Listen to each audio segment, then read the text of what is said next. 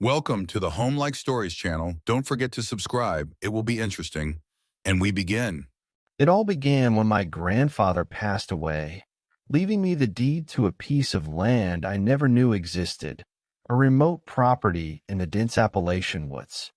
I was hesitant at first, but something about the mystery surrounding this forgotten corner of my family's history tugged at me. Against the advice of friends, I decided to visit. The drive was long and winding, the paved roads giving way to gravel, then dirt. It wasn't until dusk that I reached the village of Pine Hollow, a collection of dilapidated houses scattered like forgotten toys beneath the towering trees. The locals barely acknowledged my presence as I passed, their faces shadowed and guarded. I finally arrived at the property, a sprawling but decrepit farmhouse surrounded by a forest so dense it felt alive. The air was thick with the scent of damp earth, and a strange, oppressive quiet hung over the place. The first night I couldn't sleep. The wind howled through the cracks in the windows, and the creaking of the old house seemed to form a rhythm, a faint whispering cadence that set my teeth on edge. I told myself it was just the house settling, the product of time and decay. By the second day, I started noticing things. Tracks in the mud that didn't belong to any animal I recognized. Strange symbols carved into the bark of the trees. And the whispers, always the whispers, just out of earshot but unmistakable. The locals weren't much help. The few who would speak to me warned me to leave. "This land doesn't belong to you," an elderly woman muttered, her hand shaking as she clutched a frayed shawl. "It belongs to them." Them. I pressed, but she refused to say more. Curiosity got the better of me. I began exploring the woods, following the strange markings on the trees. They seemed to form a path leading deeper into the forest.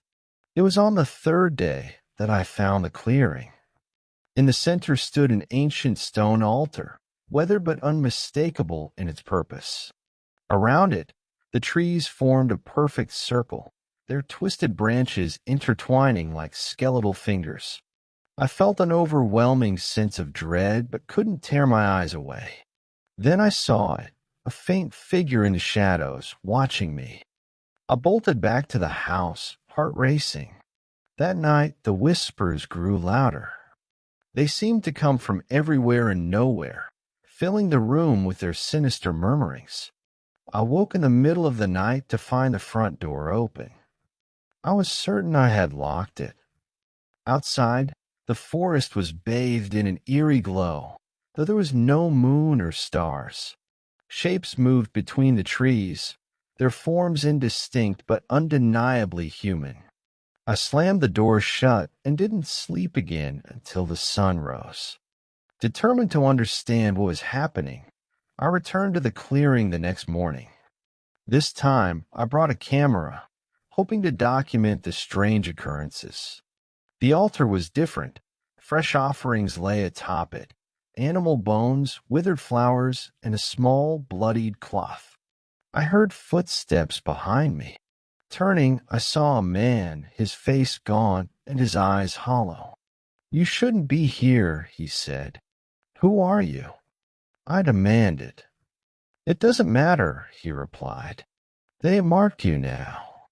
There's no going back." Before I could ask him what he meant, he disappeared into the forest. That night, the house came alive.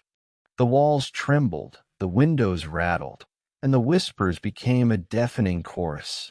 Shadows danced across the walls, forming shapes that defied logic.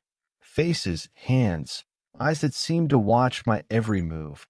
I ran outside, hoping to escape the madness, but the forest was worse. The trees closed in around me, their branches clawing at my clothes and skin.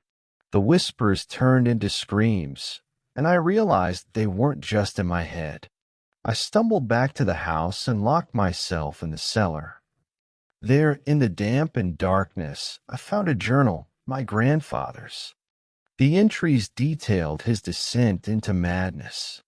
He had discovered the altar decades ago and had tried to harness its power. But he had failed, and the entities that resided in the woods had turned on him. They are ancient, he wrote, older than the trees, older than the earth itself. They demand sacrifice, and if they do not get it, they will take what they are owed. The final entry was a single, chilling sentence. They will come for the bloodline. I knew then that I couldn't stay. At dawn, I packed what little I had and prepared to leave. But the forest had other plans. The road was gone, replaced by a dense wall of trees. The whispers followed me as I tried to find a way out, their tone growing more insistent, more enraged. I don't know how long I wandered. Hours, days. Time lost all meaning in that cursed place. Eventually, I collapsed in exhaustion. When I woke, I was back in the clearing. The altar stood before me, and the figures surrounded it. Their leader stepped forward, a tall skeletal figure with glowing eyes. You cannot leave, it said, its voice a chorus of 1,000 whispers. You are ours now. I don't remember what happened next. When I woke, I was in a hospital miles away, my clothes torn and my body covered in scratches. The doctors said I had been found wandering a highway, incoherent and dehydrated.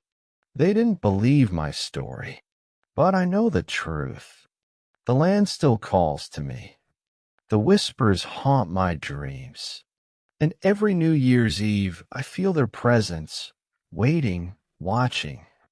I know they'll come for me again. It's only a matter of time. Thanks for watching and listening. Don't forget to subscribe.